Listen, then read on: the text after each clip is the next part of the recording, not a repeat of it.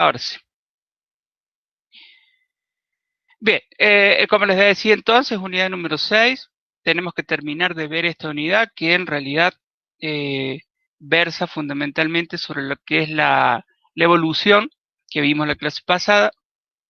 Hoy en particular tenemos que ver eh, lo que tiene que ver con aspectos específicos de la evolución, psicología evolucionista y evolución del lenguaje y las emociones. Esto lo tratamos un poco en la clase pasada, la importancia que tiene la evolución para la psicología, y en ese sentido, desde una perspectiva evolucionista, vamos a decir que la psicología de cualquier especie, obviamente, nosotros estudiamos el hombre, pero bueno, hay investigadores que estudian la cuestión animal, pero la psicología del ser humano también está sometida a una selección natural. De allí hablamos de psicología evolutiva. Esta psicología evolutiva no deben confundirla quizás ustedes con, por ejemplo, psicología evolutiva de la niñez, en el sentido que hace referencia a cómo va evolucionando el niño, cómo va adquiriendo conocimiento, cómo va aprendiendo del medio que lo rodea. La psicología evolucionista que vamos a ver ahora, además de ese aspecto, considera lo que traemos como especie en nuestros genes. Y eso que traemos como especie en nuestros genes es el resultado de miles de años de evolución, de acuerdo a lo que hemos hablado en la clase pasada.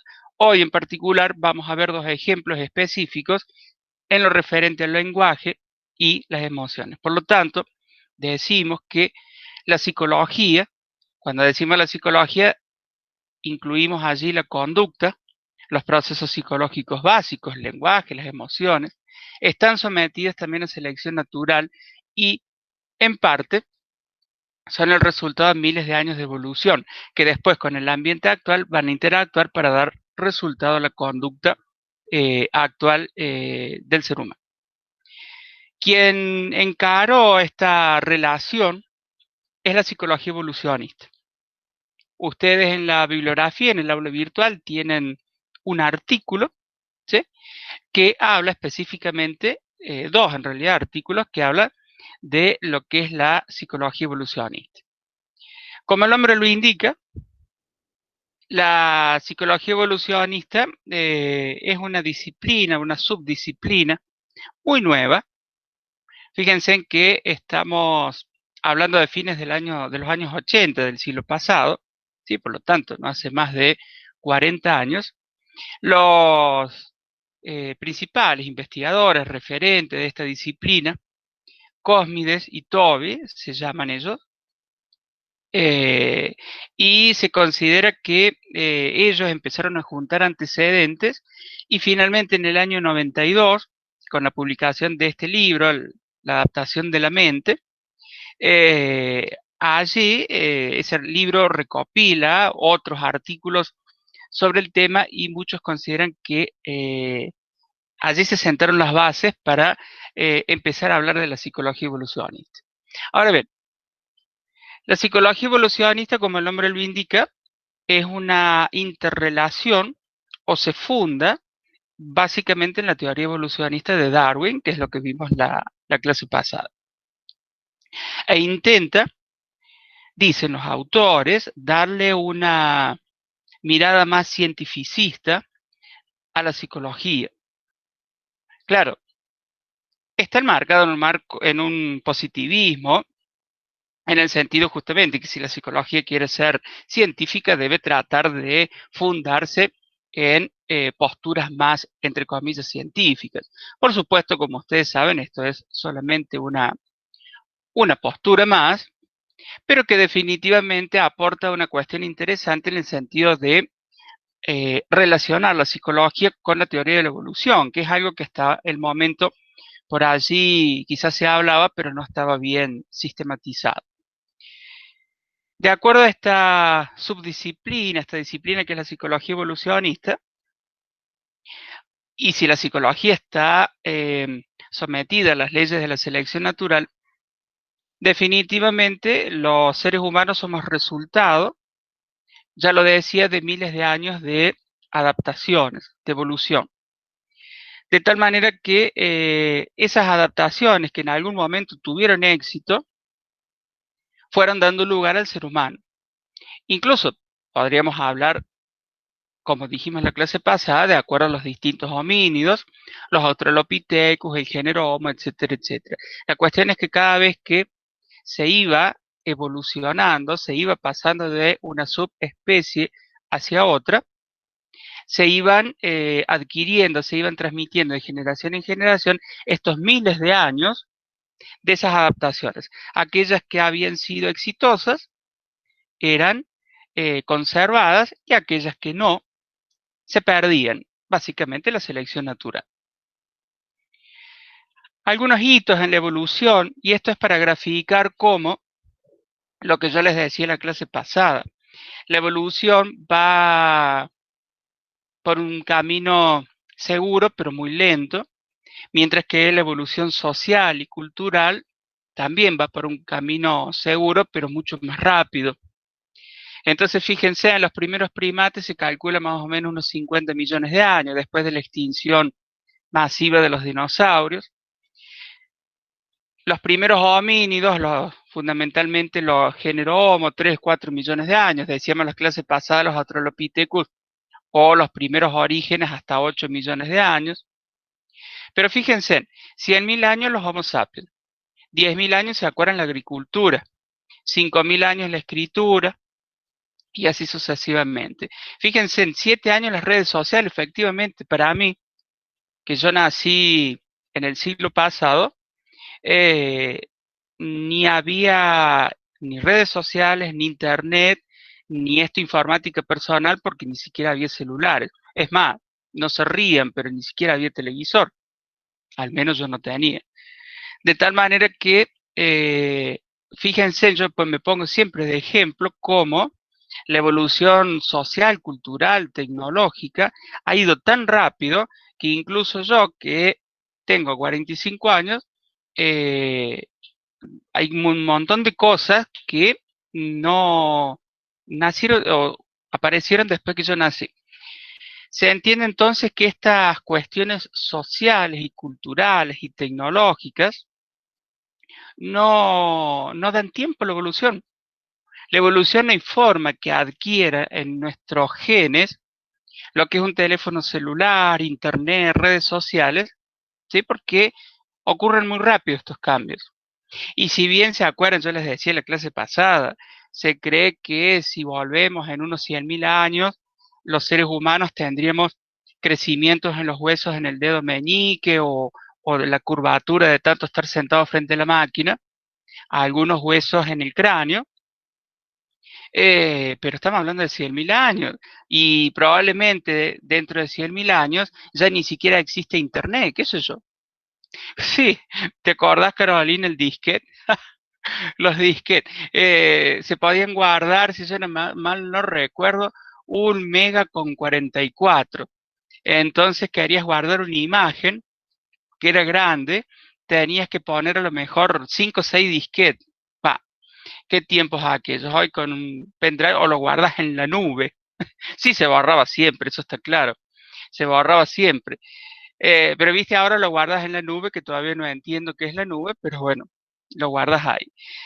Más allá de esa cuestión, esto es un claro ejemplo cómo la tecnología ha avanzado sumamente rápido y claramente no le da tiempo a los mecanismos evolutivos que veíamos en la clase pasada, la mutación y toda esa cosa, a imprimir en nuestros genes esas cuestiones. Ahora bien, lo que la psicología evolucionista pretende justamente es fundamentar de manera biológica la conducta humana, o al menos algunos de estos comportamientos, que obviamente algunos que son relevantes para el individuo como tal, pero también comportamientos que tienen que ver con lo social. Por lo tanto, ¿se acuerdan lo que decíamos en el ingreso, con el texto de Ardila, que existe una continuidad filogenética entre los animales y el ser humano, de los procesos psicológicos básicos? Bueno, eso es lo que aborda la psicología evolucionista. Sostiene que hay una continuidad filogenética en el sentido que la memoria, la atención, las emociones, no solamente la encontramos en el humano, sino también en otros seres vivos, y que eso nos es útil para explicar determinadas conductas y comportamientos humanos. Lo interesante que aporta la psicología evolucionista, como vamos a ver al final con emociones, es que esta cuestión de fundamentar de manera biológica algunas conductas humanas no solamente se fundamenta en aquellos comportamientos que tienen que ver, entre comillas, con la normalidad, sino también con la patología. Se va a intentar explicar la patología como un problema de adaptación. Ya lo vamos a entender mejor. Sigamos. Ellos dicen, la psicóloga evolucionista, que la mente es modular. Por lo general, a lo largo de la historia se consideró que la mente era algo único, desde los antiguos griegos hasta todo lo que tuvo que ver con la Edad Media, con el poder de Dios, después con el Renacimiento, pero básicamente la mente era un concepto único. Fue Wundt que trató de, ¿se acuerdan?, con su estructuralismo, de entender un poco las estructuras de la mente, pero siempre se la consideró como un ente único. Los psicólogos evolucionistas dicen no, no es un concepto único, sino que en realidad está formada por distintos módulos. Hagan de cuenta que tienen el disco duro de la computadora y que tiene pequeñas subunidades. Cada una de esas subunidades son mecanismos mentales específicos. Digamos, para que lo entiendan, la mente está formada por distintos módulos. Un módulo tiene que ver con la adaptación a situaciones novedosas, por ejemplo. Otro módulo tiene que ver con la adaptación a situaciones que nos pueden poner en peligro. Otro módulo tendrá que ver con situaciones necesarias para conseguir el alimento. ¿Se entiende? Cada uno de esos módulos son frutos de la evolución. O sea, lo mejor de la evolución por la selección natural se ha ido pasando de generación en generación y es lo que mostramos hoy en la actualidad. Por lo tanto, la mente es modular. Está formada por distintos módulos que nos permiten adaptarnos cada uno de ellos y que, sin embargo, son producto de la evolución. Es allí a donde va a poner el énfasis, ¿sí? Fundamentalmente, ya les decía, en el comportamiento normal, entre comillas, y patológico, porque lo mejor es un problema de adaptación y no una patología, como vamos a ver con las emociones. Y fíjense, esto lo podemos entender con el lenguaje, que es lo que viene ahora. Vamos a ver que el lenguaje también es una función que ha evolucionado. Y en ese sentido, miles de años dieron lugar justamente a aspectos del lenguaje. Como vamos a ver ahora a continuación, y como lo podemos ver en un niño, el niño, el lenguaje no verbal, el lenguaje gestual, emitir sonidos, no necesita aprender de nada, ¿sí? Lo hace solo. No obstante, vamos a ver que se requiere estimulación del lenguaje. Sin embargo, estas cuestiones salen solas, por así decir. Eso efectivamente está mostrando, ¿sí?, que, dirían los psicólogos evolucionistas, hay un módulo específico para el desarrollo del lenguaje. Sin embargo, todo lo que tiene que ver con cuestiones más complejas de la escritura y la lectura, incluso las reglas gramaticales del lenguaje, esa cuestión no se aprende sola. Se necesita ir a la escuela, que te enseñen, ¿sí? Y de esa manera estamos viendo cómo algo se necesita aprender. De acuerdo al cuadrito que vimos recién, la escritura y su posterior desarrollo, impulso con la imprenta y toda esa cuestión, surgió hace apenas unos 5.000 años. 5.000 años, chicos, cuando hablamos de evolución es muy poco. ¿Está bien? En ese sentido, entonces, ahí podemos darnos cuenta cómo la evolución social y cultural ha ido mucho más rápido que lo que permite ir la evolución para ir imprimiendo de alguna manera los genes. Esto lo vamos a ver ahora en el lenguaje y sirve de introducción. Esta filmina para justamente hablar del lenguaje. Por lo tanto, lo que ustedes deben tener en claro en la psicología evolucionista, que es una subdisciplina, o disciplina si se quiere, que intenta relacionar la psicología con la teoría evolucionista de Darwin, en un intento de hacer más científica la psicología. Más allá de eso, sostiene que la conducta humana también está sometida a los procesos de evolución y selección natural. Por lo tanto, los seres humanos estamos preparados a través de esta mente modular, o si se quieren los genes, para adaptarnos a nuestro medio ambiente. Ese preparados es el fruto de evolución de miles de años. Sin embargo, aquí tenemos una cuestión. La cuestión es que la evolución va mucho más lenta, por lo tanto, nuestros genes estarían preparados para un estilo de vida tipo todavía hace unos varios miles de años atrás. Pero la evolución social, cultural y tecnológica ha ido mucho más rápido. Por lo tanto, hay cuestiones que por allí llamamos patología, lo vamos a ver ahora en emoción, que en realidad más que patología es un problema de adaptación. ¿Se entiende?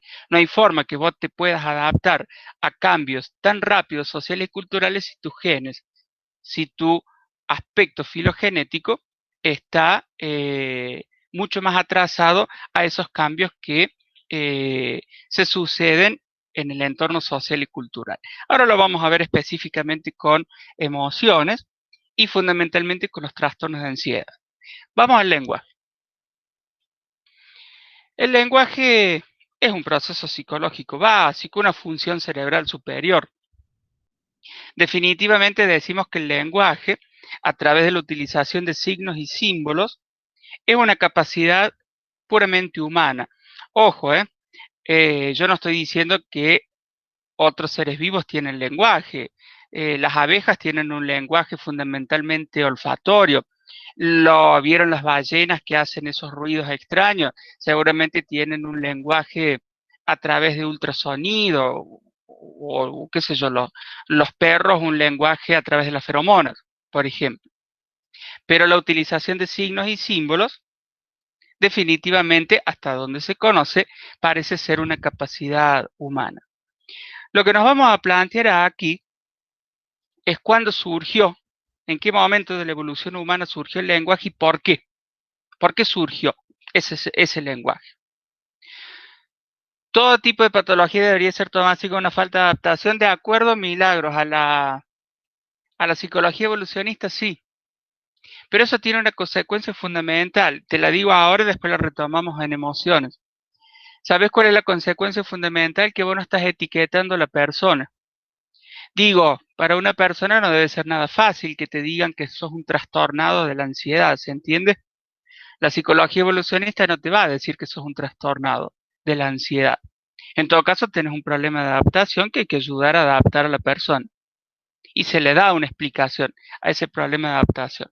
Eso lo vamos a retomar ahora en, en emociones. Igualmente, Milagros, por supuesto que estamos hablando de cuestiones que involucran más que nada aspectos psicológicos, ¿se entiende? Problemas de adaptación.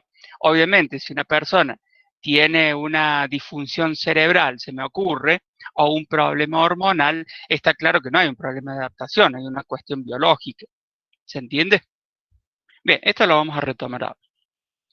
Fíjense en que cuando Darwin plantea que el lenguaje también sería una función o plantea una continuidad filogenética entre los animales y los seres humanos con relación al lenguaje, se arma un revuelo que casi lo prende en fuego. ¿Por qué? Porque imagínense, Darwin estaba diciendo, señores, el ser humano en realidad proviene de un antecesor común, o sea, hay una continuidad con los animales. Acá el ser humano no es el rey de la nada. Fue un golpe definitivamente al ego de los seres humanos. Entonces, lo único que quedaba, o una de las pocas cosas que quedaba para distinguirnos de los animales, era el lenguaje. Y que Darwin viniera a decir que también el lenguaje estaba sometido a las leyes de la evolución, bueno, por eso digo que casi lo prendieron fuego. E incluso directamente se prohibió eh, hablar de la evolución del lenguaje hasta hace pocos años, les digo, ¿sí? Justamente porque eso venía a cuestionar un poco el ego, el centro del universo que era el hombre. Pero bueno, Darwin, por suerte, no les dio bolilla y siguió adelante con sus estudios. Vamos a decir entonces que el lenguaje tiene aspectos innatos y aprendidos. De hecho, hay un periodo crítico para la adquisición del lenguaje que se calcula va entre los 2 años y viene entrada la pubertad. ¿Qué significa eso? Significa que en ese periodo crítico el niño debe recibir la suficiente estimulación. No es que no se vaya a desarrollar el lenguaje, pero sino que se va a enriquecer. Hay casos extremos, habrán escuchado, donde lamentablemente a veces padres, madres, obviamente con desórdenes mentales, encierran a sus hijos durante años en sótanos, en piezas, lo que fuese. Lamentable situación, pero que muchas veces tiene como resultado que esos niños no adquieran el lenguaje como lo puedo estar hablando yo a ustedes. Esos niños emiten sonidos guturales como si fuese casi un mono, tienen lenguaje gestual, sin embargo toda la parte de la gramática, la sintaxis, sujeto predicado, los verbos, todo eso no lo saben. ¿Sí? No lo saben porque no lo aprendieron. Sin embargo, insisto, este lenguaje gestual o palabras muy simples, esto sí lo pueden decir. Y eso está dado o se ejemplifica, eso lo feo, vamos a lo lindo. Vieron que cuando un niño quiere aprender otro idioma, no tiene que estar aprendiendo como nosotros ya grandes, my name is.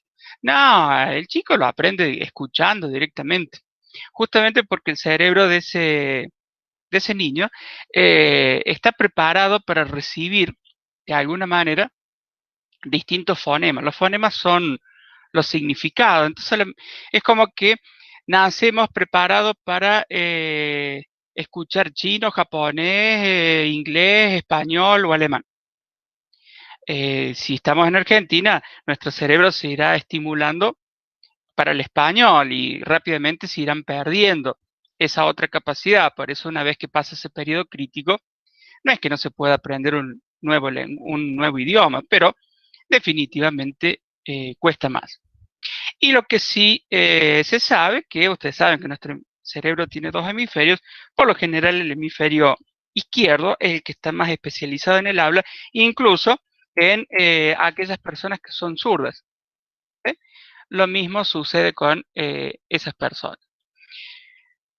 Dicho esto, entonces, ¿cómo se originó el lenguaje? Bueno, hay varias teorías. Dijimos entonces que un niño tiene la capacidad para, no necesita aprender un lenguaje gestual, un lenguaje no verbal, y también para emitir palabras simples, sonidos guturales. Sin embargo, sí necesita el aprendizaje del lenguaje, de las reglas gramaticales, de los aspectos más formales del lenguaje. Teniendo esto en mente, la teoría gestual sostiene que el lenguaje ha ido evolucionando por presiones ambientales y en este sentido, por ejemplo, es una hipótesis, obviamente no podemos corroborarla, pero sostiene la hipótesis que cuando nuestros antecesores salían a cazar, ¿sí? Tenían que emplear las manos. Acuérdense que una de las características fue la liberación de las extremidades superiores, lo que permitió utilizarlas como herramientas, de tal manera que tenían que usar las manos para dos cosas. Una para comunicarse mediante gestos y la otra para tener una lanza o lo que tenía en piedra o lo que fuese. Entonces se entiende que allí no podían nuestros antecesores, sostiene la hipótesis, hacer las dos cosas a la vez. Entonces, eso fue una presión para que se empezara a desarrollar el lenguaje, fundamentalmente el lenguaje gestual. ¿Se entiende? A través de la cara o con señas, ¿sí? De la cara diciendo, bueno, allá va el animal que tenemos que cazar.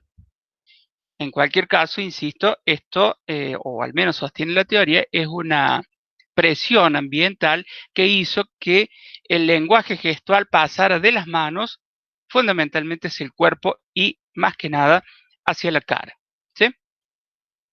La teoría cognitivo-cerebral, recuerden que otra de las características fundamentales que permitió o que se fue dando a lo largo de la evolución de los Australopithecus y luego del género Homo fue el crecimiento del cráneo, recuerden. Además del crecimiento del cráneo, obviamente, el crecimiento del cerebro. La teoría cognitivo-cerebral sostiene básicamente que a medida que fue creciendo el cerebro, fueron apareciendo, también por presiones ambientales, áreas específicas en el cerebro que comandan la función del lenguaje. Ustedes el año que viene, el neuro, van a ver en particular dos áreas cerebrales que se llaman Broca y Wernicke. No importa eso, chicos, ahora. Pero básicamente Broca y Wernicke fueron dos neurólogos, francés y alemán, que descubrieron que pacientes que tenían problemas en el lenguaje tenían lesiones en esas áreas. Interesantemente, los fósiles sostienen que ya el género Homo tendría estas dos áreas cerebrales y también, muy interesantemente, se sabe que hay muchas especies de primates que tienen estas áreas del lenguaje. Quizás no tan desarrolladas como nosotros humanos, pero las tienen. La otra característica, que eso lo vimos la clase pasada, se acuerdan que al disminuir el prognatismo, esto es la pera, eso permitió, la disminución de ese prognatismo, permitió que todo el aparato fonatorio, o sea, las cuerdas vocales, laringe, faringe, pudieran ser funcionales. ¿Sí? Entonces se dio en paralelo la aparición de las áreas cerebrales junto con la disminución del prognatismo y el aparato fonatorio. Eso le permitió de alguna manera ya a nuestros antecesores emitir algunas palabras y esas palabras empezaron a ser comandadas por áreas cerebrales. Hoy en día, claramente, nuestro aparato fonatorio funciona y además tenemos estas áreas cerebrales que les mencionaba anteriormente. La teoría social, básicamente se entiende que las tres van por la misma línea, pero la teoría social sostiene que definitivamente las costumbres se iban complejizando. ¿Se acuerdan que empiezan a aparecer, además del uso de herramientas, cuestiones artísticas, culturales, sociales? Y eso de alguna manera, todas esas costumbres, todas esas rituales que estaban empezando a aparecer, debían ser transmitidos de generación en generación. Entonces se entiende que allí hay otra presión ambiental que hace que surja el lenguaje. En resumen, chicos, tanto la teoría gestual, social o cerebral, básicamente sostiene que el lenguaje ha ido evolucionando por presiones sociales, por selección natural, por presiones ambientales más que sociales. Por selección natural fue evolucionando nuestros antecesores y que eso fue presionando de tal manera que no solamente permitió que el aparato fonatorio estuviera, o sea, funcional, sino que además el cerebro empiece a tener áreas cerebrales específicas para el lenguaje. Por eso, ¿cómo se explica si no que muchos primates tengan también estas áreas de Broca y de Wernicke, ¿sí? Las tengan presentes. Por eso muchos sostienen que si en realidad estos primates no tuvieran ese prognatismo tan abultado, probablemente también podrían hablar, ¿sí? Porque tienen todo el dispositivo cerebral, si se quiere, necesario para el habla. Ahora bien, ¿cuándo surgió el lenguaje humano? Ya dijimos que está sometido a la evolución. Aquí hay dos hipótesis. Algunos hablan de un origen relativamente reciente. En ese sentido, esta hipótesis ata el surgimiento del lenguaje a la aparición de estas áreas cerebrales, el área de Broca y de Wernicke, junto con el aparato fonatorio, las cuerdas vocales, laringe, faringe, todo eso que decíamos. Y sostienen que surge hace poco, fundamentalmente cuando se empiezan a utilizar herramientas y empiezan a aparecer estas cuestiones sociales, artísticas y culturales que era necesario transmitir a la generación siguiente. Por eso, definitivamente surge con el género Homo. Esta hipótesis sostiene el lenguaje. Sin embargo, hay otros que sostienen que el lenguaje tendría un origen bastante más temprano. Incluso hay algunos osados que dicen que eh, surgiría con el Australopithecus, fundamentalmente con el bipedalismo, o sea, el andar en dos patas, ¿sí? Sostienen que surgió allí. Definitivamente, si hablamos que el lenguaje es un proceso que ha sido sometido a la evolución, no podemos negar, aunque sostengamos que surge en el género Homo, no podemos negar que los australopithecus también tenían un, un cierto lenguaje. En todo caso, y esa es la discusión o es lo que se sostiene en la actualidad, debemos sostener que el lenguaje, tal como lo conocemos, no solamente un lenguaje gestual, no verbal, sino también un lenguaje que utiliza símbolos y signos, como le decía al inicio de la clase, definitivamente eso sí, surge con el género Homo, ¿se entiende? Sin embargo, si consideramos un lenguaje más gestual, un lenguaje no verbal, de sonidos guturales, definitivamente lo podemos extender hasta el género Australopithecus, ¿se entiende? Por lo tanto, bueno, hay que ver qué aspectos del lenguaje estamos considerando. Si lo consideramos como utilización de signos y símbolos, definitivamente surgió con el género Homo. Ahora bien, ¿se acuerdan que yo les decía que un niño chiquito, si bien necesita estimulación, pero el lenguaje no verbal, el lenguaje gestual, algunas palabras simples, no, no necesita demasiado aprendizaje? Pero toda la cuestión de estas habilidades sintácticas, en el sentido que las reglas gramaticales, ¿sí? Definitivamente eso, o cuando nos consideramos esos aspectos del lenguaje, ahí sí, insisto, debemos hacer referencia a que el lenguaje se originó en el género Homo. Incluso no podemos ni llegar al Homo habilis, el ergaster, no, tenemos que directamente irnos al Homo sapiens, ¿sí? Esos aspectos del lenguaje los atamos allí. Otros aspectos del lenguaje, aquello más simple como los gestos, las voces, el canto, eso sí podemos irnos un poquito más atrás, ¿sí? Incluso hasta los Australopithecus, pero insisto, va a depender todo de qué aspecto del lenguaje consideremos. Entonces, ¿por qué surgió el lenguaje? Bueno, por presiones ambientales, ya lo dijimos, ¿sí? Definitivamente esas presiones ambientales demandaban una comunicación que sea eficiente. No solamente lo que tenía que ver con la caza, sino también la caza de la comida, ¿sí? Sino lo que tenía que ver con la utilización de herramientas, cuestiones artísticas, culturales, como decíamos. Definitivamente el medio ambiente externo presionó para que surgiera el lenguaje. Sin embargo, también es cierto que tenemos que considerar el mundo interno. ¿Qué es esto? A ver, esta hipótesis sostiene que, y de hecho esto hoy lo sabemos, cuando uno está leyendo algo, el cerebro accede al significado de eso que leemos a través de dos vías. Una vía que se llama fonética, tiene que ver con los sonidos, y otra tiene que ver con imágenes, representaciones.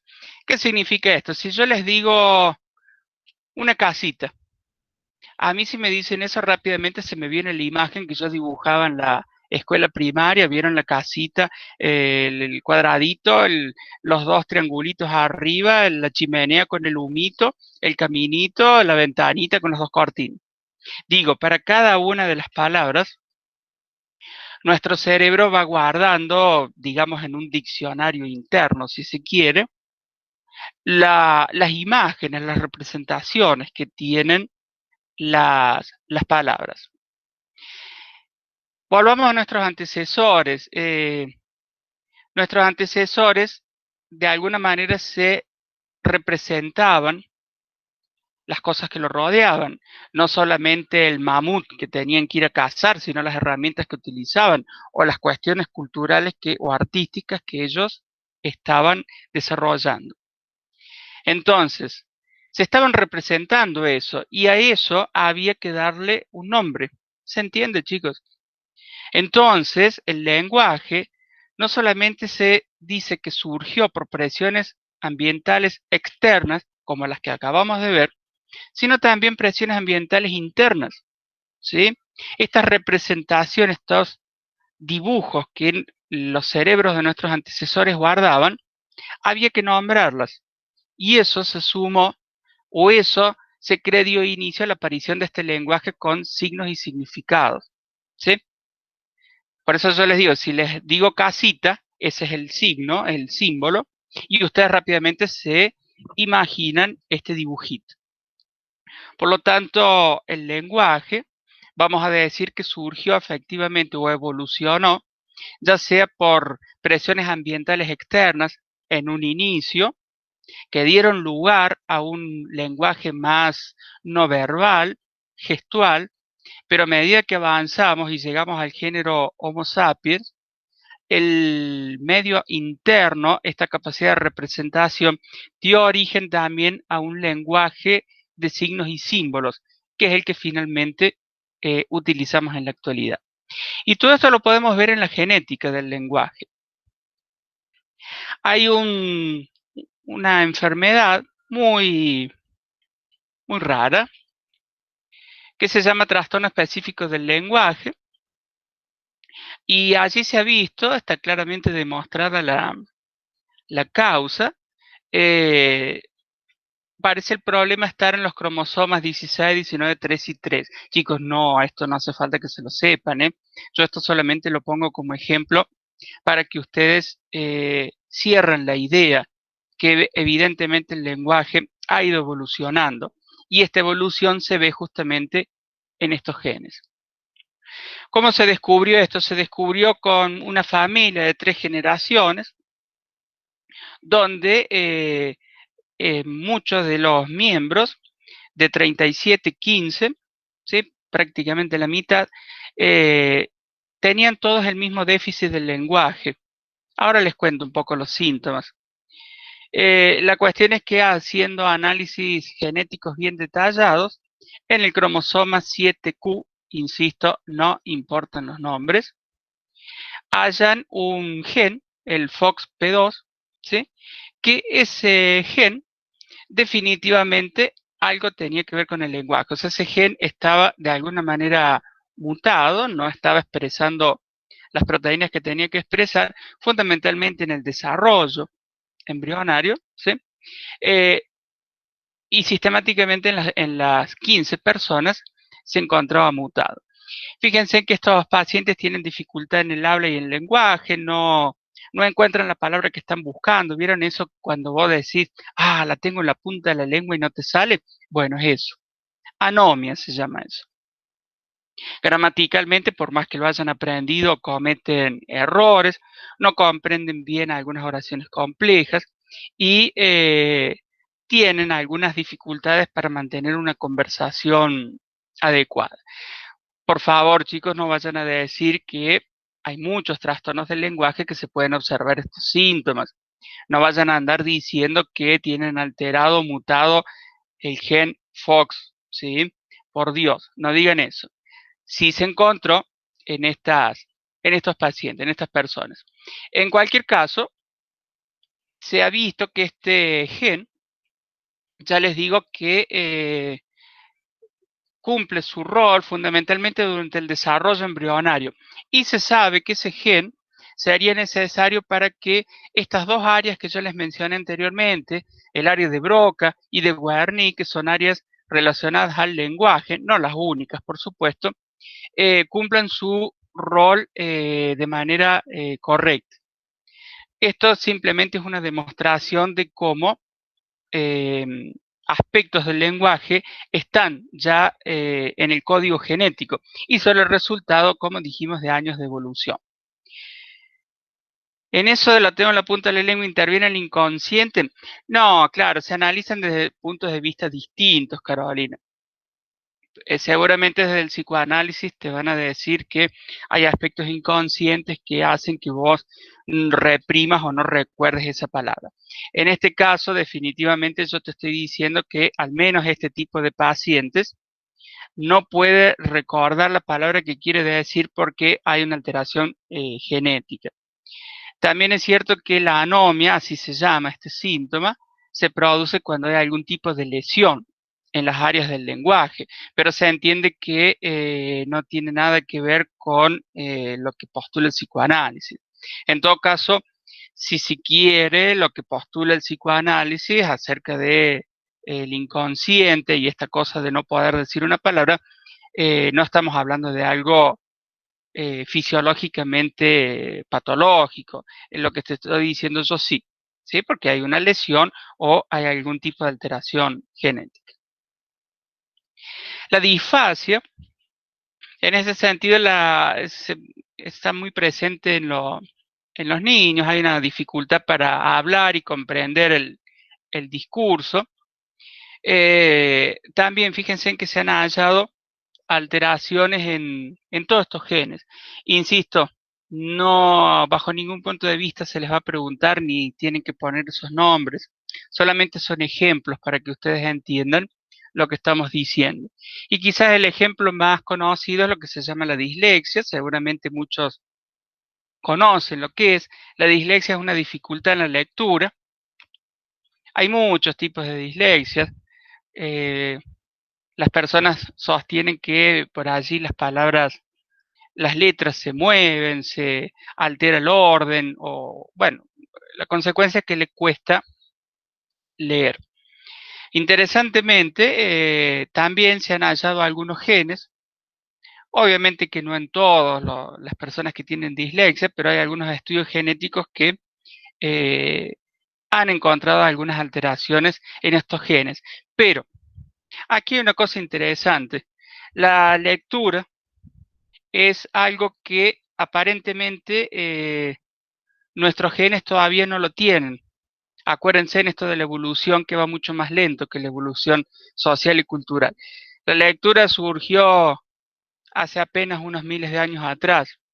Por lo tanto, definitivamente los genes no lo tienen. Efectivamente, como el gen FOX está muy relacionado a aspectos del lenguaje por estas dos áreas cerebrales que decíamos, los genes que allí se muestran, por ejemplo en la dislexia, cuando se ven alterados, no solamente que puede producir o predisponer más que producir la dislexia, también tiene otras consecuencias. Lo que les quiero decir que estos genes no son específicos de la lectura.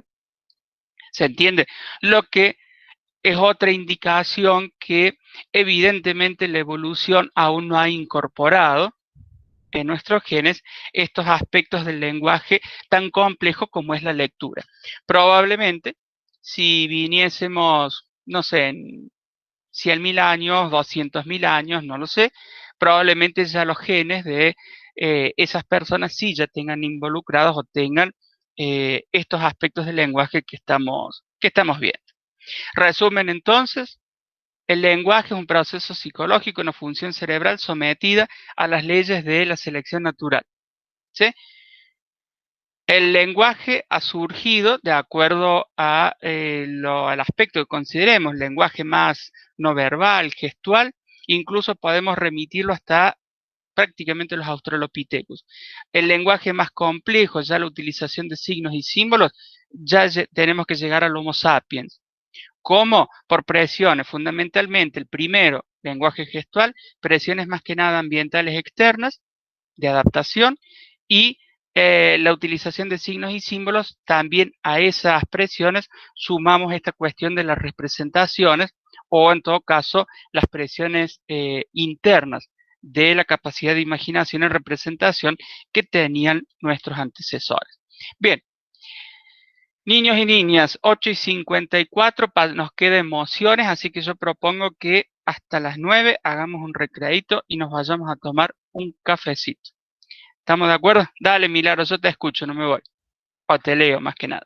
Vayan, hagan un recreo el resto. Dale, Milagro, te leo. Si se aprueba el coloquio, ¿qué pasa?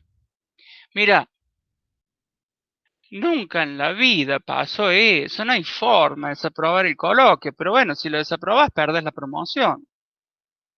Pero no hay ninguna forma que desapruebes el coloquio. Es una charla donde vamos profundizando sobre el tema que el grupo ha elegido para hacer el video. Igual, Milagro, yo te cuento lo que hacíamos cuando estábamos todos en el aula, qué sé yo, ahora cómo vamos a hacer, no lo sé. Pero no hay forma, Milagro, no hay forma. Quédate tranquilo. Si se desaprueba el parcial, ¿se puede recuperar para acceder a la promoción? Sí, Macarena, sí se puede. Siempre lo hemos hecho, así que sí se puede. Con respecto a en qué consta el recuperatorio, es el otro punto que tenemos que definir hoy en la reunión de cátedra y obviamente se les va a informar. Maximiliano, ¿se puede seguir la materia si se desaprueba? ¿Cómo si se puede seguir? ¿Se lo podés cursar de nuevo, decís vos? Porque termina ahora. Sí, despreocupate, Milagro. El coloquio es un video también, mira, Rocío Moleta, sí. Eso dice en el programa y eso hacíamos. Lo que pasa que, bueno, esto definitivamente modificó todo, así que la verdad que no sé cómo vamos a hacer. Eso es uno de los aspectos que tenemos que definir hoy en la reunión de cátedra, cómo vamos a hacer el coloquio para ustedes, ¿sí? Así que no lo sabe. Abril, ¿se sabe algo volver a las clases o aún no? Mira, Abril, no se sabe nada, pero desde ya te digo, y obviamente esto, tómalo con pinzas porque nadie sabe qué puede llegar a suceder. Pero hasta el año que viene, olvídate, Abril, de volver a las aulas. No hay ninguna posibilidad. El otro día estaba leyendo los protocolos, por ejemplo, tenés que tener 2 metros a tu alrededor, no tenés que tener ninguna persona. Entonces imagínate un aula, la facultad, el aula más grande tiene 250 personas. Con ese protocolo de distanciamiento, un aula se te reduce a, no sé, 50. Te das cuenta que no hay ninguna posibilidad de volver al aula. Es una cuestión ya física. Así que si sos de otro lado, quédate nomás tranquilo o lo que fuese. Pero bueno, es una hipótesis mía, ¿sí? En función de lo que va viendo. Ojalá Dios quiera que en septiembre, qué sé yo, aparezca una vacuna y se acabó el problema, qué sé yo. No sé. No se sabe, Abril.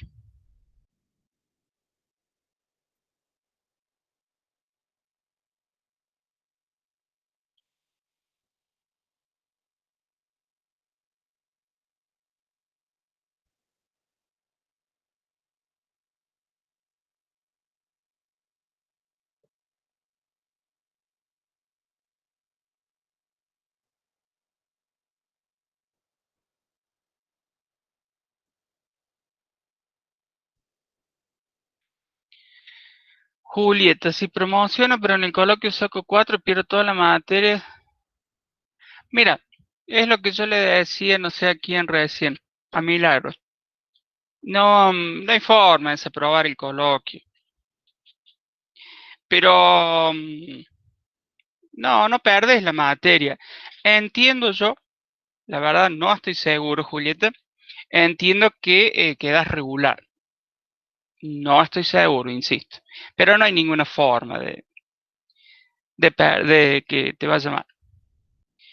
Valentina, ¿se sabe lo de modalidades para los libres? Bueno, eso es otro, es un gran tema eso. No, no se sabe nada.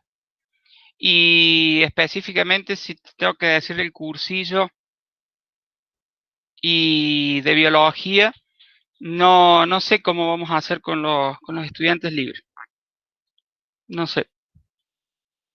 Porque tienen que entregar un trabajo previo, tienen que rendir escrito, tienen que rendir oral. Bueno, tampoco lo que se aprobó en la facultad tampoco especifica si puede rendir cualquier estudiante. Yo sé que hay muchas cátedras que no querían tomar libres. Bueno, no sé.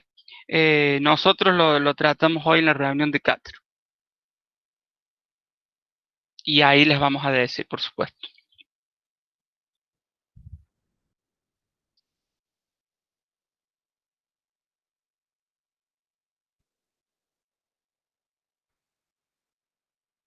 Bueno, se hicieron las 9.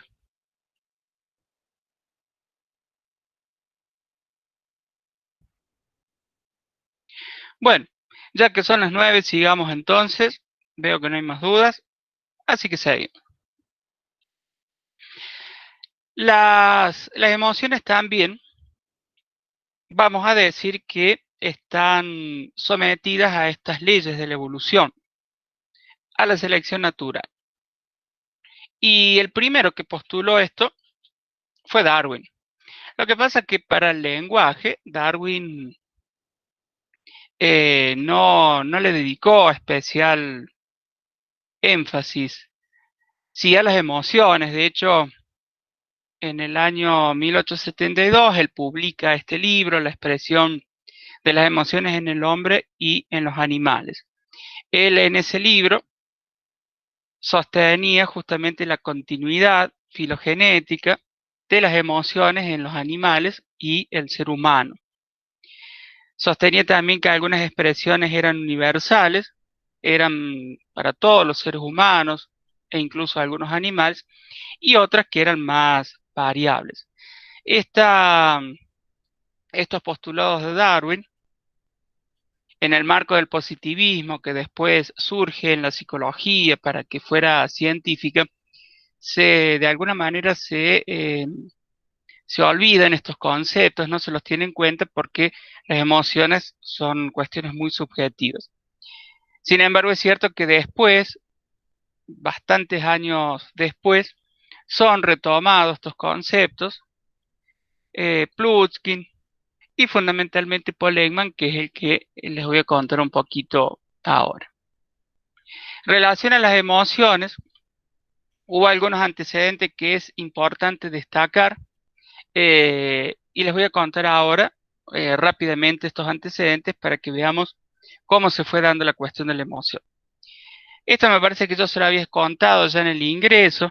Este fue un caso muy famoso, el caso de Phineas Gage. El pobre hombre tuvo la mala suerte que lo atravesó esa barra de hierro en un accidente cuando estaba construyendo una vía del tren. Explotó la pólvora y tuvo como consecuencia lo que ustedes están viendo allí. Más allá de lo que le pasó, el hombre no murió, no tenía problemas del lenguaje, no tenía problemas de memoria. Sin embargo, su conducta, su comportamiento cambió rotundamente de ser una persona amena, socialmente adaptada, por así decirlo, a las normas, a las reglas. Se volvió una persona totalmente desinhibida, impulsiva, no le importaba absolutamente nada. Finalmente, este hombre, muy inestable en todos sus aspectos de su vida, finalmente fallece de las crisis epilépticas que surgieron después de la lesión que tuvo. Pero más allá de esto, lo que puso de manifiesto este terrible accidente fue los cambios terriblemente emocionales que surgen después de una lesión cerebral. O sea que evidentemente el cerebro algo tenía que decir con las emociones. Darwin, años más tarde, del caso de Phineas Gage, publica, como les decía, este libro. Básicamente, los estudios de Darwin se basaron en las analogías que existía entre la expresión o la musculatura que tiene que mover este hombre para expresar esa cara de asombro con la cara de asombro que puede expresar el mono, ¿sí? Con las analogías que existían entre el animal o los animales y el ser humano. Jamie Lange también fueron dos investigadores que pusieron de manifiesto que el cerebro, que había aspectos cerebrales en las emociones. Sin embargo, ellos decían que una emoción surge cuando se interpretaba lo que le pasaba al cuerpo. O sea, vos veías una araña, empezabas a tiritar y una vez que interpretabas ese tiritar de las piernas, ahí surgía el miedo.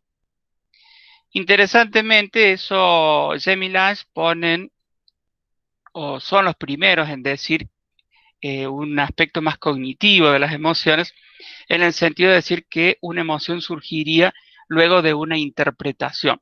Estos conceptos después van a ser retomados por los cognitivos para explicar cómo surgen las emociones. Cannon y Barr también ellos ponen de manifiesto la importancia del cerebro en las emociones. Y allí ellos postulan toda una serie de estructuras cerebrales que no vienen al caso, pero que eran necesarias para que surgiera una emoción. Entonces explican, por ejemplo, aquí cuando se percibe o se ve una vibra, qué es lo que sucede en el cerebro, cómo se acelera el corazón, cómo tiritas, cómo expresarlo, el miedo, etcétera, etcétera. Pusieron de manifiesto entonces la importancia que tenía que ver el cerebro con las emociones. Kluber y Bucy, ellos experimentaban con monos y resulta que estudiaban el miedo. Entonces los monos le tenían mucho miedo, por ejemplo, no solo al ser humano, sino a algunos depredadores, como por ejemplo las víboras. La cuestión es cuando lesionan una estructura cerebral que se llama amígdala, no las amígdalas de la garganta, ¿no? Sino del cerebro, ahí vieron que el animal dejaba de tener miedo. No le tenía miedo a, ni a la víbora, ni al humano, ni nada. Incluso otras características, otros síntomas que presentaban los animales eran, por ejemplo, una hipersexualidad. Entonces, el mono quería tener sexo con la mona, con el mono, con el humano, con la víbora, con el gato, con lo que fuese. Por lo menos estaba feliz. En cualquier caso, este síndrome, porque son varios síntomas, suele verse en humanos, no todos, porque es muy raro que se lesionen solo las dos amígdalas, o sea, la amígdala derecha y la izquierda. Suele verse en humanos, pero al menos algunos de los síntomas. Más allá de toda esta cuestión, estos estudios estaban poniendo de manifiesto que para expresar y para percibir emociones había aspectos cerebrales. O sea, los genes, el cerebro, de alguna manera estaba preparado, ¿sí?, para expresar y sentir y percibir las emociones, que es lo que va a postular justamente las teorías evolucionistas. ¿Se acuerdan en relación a las funciones de las emociones? Y aquí vamos a hacer referencia a lo que dice la psicología evolucionista. Las emociones tienen funciones eh, y vamos a decir que esas funciones son adaptativas. El asco porque rechazamos una comida que puede estar en mal estado. La ira porque nos ayuda a enfrentar un problema, una situación. El miedo porque evita que nos expongamos a una situación que puede ser peligrosa. Por lo tanto, las emociones tienen funciones adaptativas. Y en ese sentido, la psicología evolucionista va a decir que, ¿se acuerdan que decíamos que la mente tiene módulos? Es modular. Uno de esos módulos corresponde o varios módulos corresponden a las distintas emociones con cada una su función adaptativa. Y estas funciones adaptativas no es que surgieron de la nada, sino que, tal como dice, la psicología evolucionista surgieron a través de miles de años de evolución. Es cierto que en la actualidad las emociones muchas veces, un desajuste emocional, de allí el concepto de regulación emocional, se asocia muchas veces a la patología. El miedo, está bien tener un poco de miedo, porque te prepara para, en todo caso, afrontar o evitar una situación. Sin embargo, demasiado miedo te produce sentimientos de ansiedad. ¿Se entiende? Por lo tanto, estos desajustes emocionales en la actualidad muchas veces son vistos como patológicos. Ahora vamos a ver qué dice la psicología evolucionista. Recordemos los componentes de las emociones, lo fisiológico, lo que le pasa al cuerpo, la piel de gallina, te pones blanco o colorado, lo que fuese. La conducta, lo que haces, lo que expresas en la cara fundamentalmente, y lo cognitivo, el pensamiento, que es lo que interpretas de la situación. Decíamos, tienen funciones adaptativas cada una de ellas, y lo que me interesa destacar son las funciones sociales de las emociones. Las funciones sociales tienen que ver con la comunicación. Y aquí recuerden que dijimos que el lenguaje surgió principalmente o inicialmente como un lenguaje no verbal, un lenguaje gestual. Por lo tanto, hay muchos investigadores que sostienen que emociones y lenguaje fueron surgiendo en paralelo, fueron juntos, porque para expresar algo a través de la cara necesariamente también estamos expresando emociones. Entonces se entiende que aquellos o aquellas fuerzas ambientales que fueron a través de la selección natural haciendo que surgieran estos aspectos gestuales, no verbales del lenguaje, también hicieron que fueran surgiendo las emociones. Las emociones como una forma de comunicar. Por eso destaco esto de las funciones sociales y su importancia que tienen nosotros seres humanos. Esa importancia lo vemos en este concepto de la cognición social. La cognición social son un montón de procesos que tienen cuestiones biológicas, sociales, psicológicas, culturales que nos permiten interactuar socialmente uno con el otro. Fíjense que allí, dentro de estos procesos que les decía de la cognición social, tenemos la teoría de la mente. La teoría de la mente es la capacidad de atribuir al otro un yo, o sea, yo soy una persona, el otro también es una persona. La empatía, esto es ponerse en el lugar del otro, y lo que es, decíamos, el reconocimiento, la expresión y la regulación emocional. Pongo solo un ejemplo, los trastornos del espectro autista, cómo de alguna manera estos conceptos se ven de alguna manera deficitarios. Eh, Fundamentalmente lo que es la teoría de la mente, la persona autista no es capaz de atribuir un yo al otro, entonces solamente un objeto más, no se pone en el lugar del otro y efectivamente presentan muchos déficits, no solamente para reconocer, sino fundamentalmente para expresar emociones.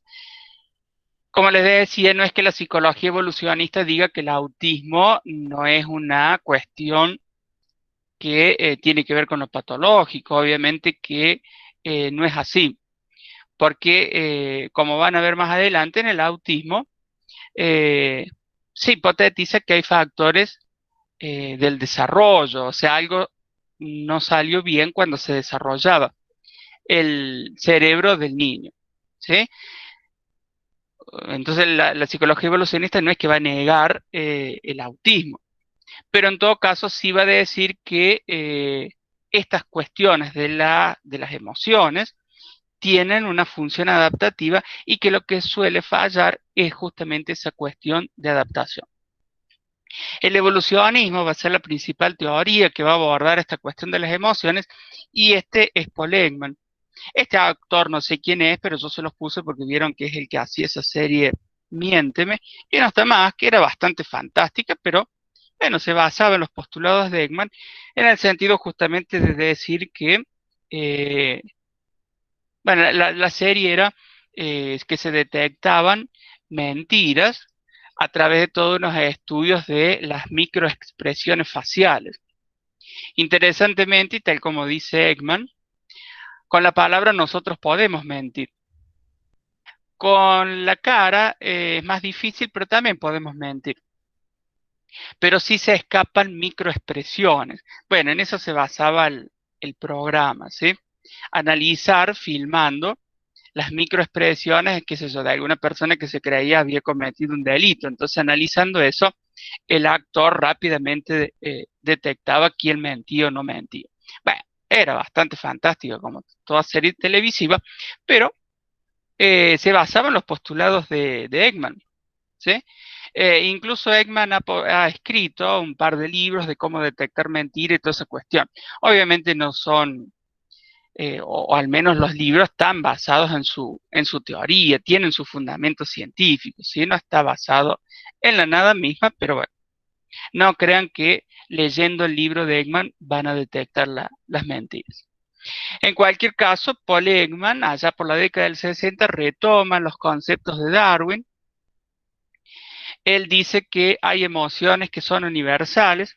Fundamentalmente, él sostiene que la sorpresa, el asco, la tristeza, el miedo, la ira, la tristeza, y no sé si me falta alguna, son universales, o sea, se expresarían en todos los seres humanos. Más allá de expresarse y de ser reconocido por todos los seres humanos, él sostiene que estas emociones son de alguna manera innatas, están en nuestros genes y ahí llegamos a la evolución. No obstante, es cierto que Paul Ekman no niega el aspecto cultural, fundamentalmente lo que tiene que ver con la expresión de las emociones. Muchas veces uno, no sé, qué sé yo, ponele, estás triste y está algún familiar tuyo que no querés que se entere que vos estás triste, entonces de alguna manera disimulás esa tristeza. Pero en realidad la tristeza sale, se entiende, pero de alguna manera vos la, la mentís, la simulás. Por eso es que él no niega esta cuestión de la cultura. Pero sí sostiene que están en el cerebro, ¿sí? Y son innatas. Eso están en el cerebro, es que a partir de allí eh, se darían toda la musculatura necesaria para expresar cada una de las emociones. En ese sentido, fíjense en allí, es como que Paul Ekman te da una receta para hacer una emoción, de acuerdo a los músculos que hay que mover. Ahí está el actor, expresando cada una de las emociones, incluso con, bueno, los músculos que hay que mover. Quizá el más complejo, ¿sí? Es hacer que este hombre no lo hace, es el de la tristeza, subirlo los dos párpados de una manera bastante compleja, pero bueno, me parece que este no es el mejor ejemplo porque él no lo hace. Paul Ekman también se basa en estos estudios de las homologías, pero no ya en los animales, porque eso ya lo había hecho Darwin. Paul Ekman lo que hace con estos estudios de las homologías postulados por Darwin, él hace un estudio transcultural. Entonces incluso vino acá a la Argentina y se fue a una tribu aislada allá por Oceanía o el sudeste asiático, donde le mostraba fotos de gente expresando emociones y sistemáticamente él encontraba que eh, todos los seres humanos reconocían las mismas emociones. Fíjense, por ejemplo, para la felicidad, el 97% en los Estados Unidos, el 90% en Chile, el 94% en Argentina. El más complejo es el miedo, 88, 78, 68 acá en nuestro país. Es el más complejo porque se confunde el reconocimiento del miedo con la sorpresa. Por eso es más complejo, pero estos estudios le permitieron a Ekman decir que estas emociones son básicas, son universales y están en nuestros genes. O sea, son el resultado de miles de años de adaptación, como decíamos recién. En función de eso, construyó una prueba para reconocer las emociones faciales. Esto ya lo dijimos, destacamos el valor, la importancia de reconocer la, las emociones faciales, es el primer paso de la comunicación. ¿Cuántas veces les ha pasado a ustedes que llegan a la casa de un amigo, de una amiga y no hace falta que te diga cómo está, porque te das cuenta en el acto que está triste, está contenta o lo que fuese? E incluso viste que muchas veces vos le decís en joda, bueno, avísale a tu cara, que se ponga triste, contenta. Bueno, efectivamente es el primer paso de la comunicación y hay muchas patologías, no solo el autismo, la esquizofrenia, la depresión, por ejemplo. Hay muchos pacientes depresivos que una cara que es de alguna manera neutral, que no expresa ninguna emoción, ellos la ven muchas veces como tristeza. Es como que hay un sesgo, ¿se entiende? A ver más la tristeza. En muchas demencias, por ejemplo el Alzheimer, se ha visto que existe reconocimiento, perdón, existe un déficit en el reconocimiento de emociones con lo que ello conlleva. Paul Ekman entonces hizo una prueba para evaluar esas emociones y lo hizo con este sistema FACS. Esto se los cuento, chicos, para que ustedes lo sepan. No hace falta que lo entiendan, que no es que no lo entiendan, que lo sepan de memoria. Eso por favor olvídense. La cuestión es que este sistema FACS tiene unidades de acción. Cada unidad de acción es un músculo que se mueve para hacer una emoción. Entonces, a partir del estudio de la musculatura, tengan en cuenta que la cara es uno de los lugares del cuerpo donde mayor complejidad de músculos existe. Fíjense, acá están cada una de las unidades de acción, entonces acá está el recetario, de alguna manera. Entonces, si ustedes quieren hacer la sorpresa, tienen que hacer la unidad de acción 1, 2 y 5 y 26. La 1, la 2, la 5 y la 26, que no sé dónde está. Acá. O sea, básicamente tienen que abrir mucho los ojos y abrir la boca. ¿Sí? Por ejemplo, si quieren hacer, a ver, el miedo es el más complejo. 1, 2, 4, no hay forma. La felicidad, 6 y 12. Miren, la 6, abrir mucho los ojos. Este lo tiene más abierto que este, pero bueno, abrir más los ojos. Y la 6, levantar los cachetes. ¿Dónde está la 6? No, ¿cuál era la otra? Ya me olvidé. La 12. Ah, está la 12. Acá está. Ahí está, ¿ve? Hacer la sonrisita. Obviamente no crean que esto es tan simple, pero es muy interesante hacer estos estudios. Y lo más interesante de ello es que cuando ustedes analizan los movimientos musculares que tiene un mono, por ejemplo, cuando expresa el miedo, la sorpresa o la alegría, se mueven los mismos músculos, ¿sí? Eso es otra prueba que hay una continuidad filogenética, al menos para las emociones. La cuestión es que Ekman, en función de esto, hizo esta prueba. Ya les digo, se utiliza muchísimo esta prueba para evaluar el déficit del reconocimiento en autistas, en esquizofrénicos, en depresivos, pero claro, fíjense, miren lo que son las fotos. Son en blanco y negro, son viejas porque son las décadas del 70, imagínense los peinados ya son de otros tiempos. Imagínense que si la tecnología ha evolucionado rápido, también los peinados. Hoy en día, no sé, qué sé yo no soy muy de la moda, pero me parece que no se utilizan mucho. Bueno, la cuestión es como yo les conté en el cursillo, hicimos una prueba nosotros, incluso con fotos mías, que eso no se los logré mostrar, porque se acuerdan que la última clase la tuvimos que suspender por este lío, pero bueno, en función de eso hicimos una prueba con distintas fotos. Pero lleguemos a lo que dijimos al inicio.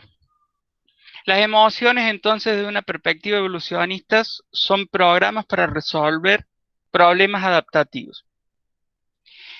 Eso tiene una importancia fundamental. Se me fue para adelante. Si decimos que la mente es modular y algunos de estos módulos tienen que ver con las emociones, como un programa adquirido a través de años de evolución, y que son necesarias para resolver problemas adaptativos, eso implica entonces que las emociones que tenemos actualmente no están diseñadas para este mundo que nos rodea actualmente. ¿Se entiende?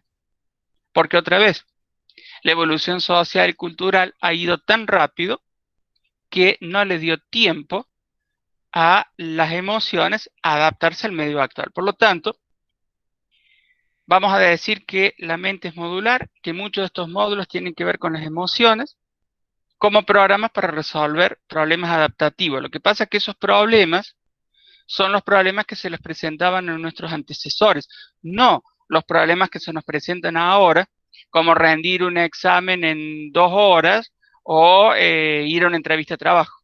¿Se entiende? Eso es lo que debe quedar claro. Por lo tanto, pero otra vez se me fue por adelante. Por lo tanto, las emociones en sí mismas, de acuerdo a la psicología evolucionista, no son patológicas. Ustedes habrán escuchado estas disfunciones emocionales, de alguna manera para denominarlo. Si tenés demasiado miedo, podés llegar a tener ansiedad. Si tenés demasiada tristeza, podés llegar a tener depresión. Pero en cualquier caso, esto tiene como consecuencia que esas alteraciones, si se quiere, emocionales, no son patológicas, ¿sí? Sino que en realidad es un problema adaptativo que es esperable que ocurra. Es esperable que ocurra porque ese módulo de esa emoción está preparada para afrontar problemas que ya no existen. O sea, hay otros problemas nuevos que nos plantea este mundo actual. Por lo tanto, la consecuencia fundamental de esta concepción y en relación a la patología tiene que ver con el hecho de decir a la persona, usted no es un trastornado de la ansiedad, no es un trastornado de la tristeza y tiene depresión, sino que en realidad un problema de adaptación. ¿Hacia dónde apunta? Y en ese sentido, los psicólogos evolucionistas y en la actualidad hay, de alguna manera, para decir, técnicas para ayudar a adaptar a la persona que, que siente ansiedad, que siente tristeza, etcétera, etcétera. Se entiende entonces que no es que se niega la ansiedad. Obviamente la ansiedad está y es esperable que ocurra la ansiedad cuando en realidad vos estás preparado para una cosa y se te presenta otra. ¿Se entiende? Lo que dicen los psicólogos evolucionistas en realidad es, uno, no etiquetemos a la persona como una persona enferma, eso es fundamental, chicos, y dos, apliquemos una técnica para ayudar a adaptar mejor a esa persona y se solucionará el problema, ¿sí? Se entiende entonces que estamos hablando de cuestiones más psicológicas, si se quiere. Obviamente no estamos negando el aspecto biológico, ¿sí? Eso tiene una consecuencia fundamental que es esta cuestión de no etiquetar. Hoy en día, ya les digo, hay un montón de estudios que abordan técnicas, distintas técnicas para ayudar justamente a la persona a adaptarse mejor. Aquí se entremezclan, por así decir, la teoría cognitiva, la teoría conductual, o sea, técnicas cognitivo-conductuales que ayudan justamente a que la persona se adapte mejor a la situación que vive, pero está claro que van a surgir estos sentimientos porque justamente nuestras emociones no están preparados para ellos.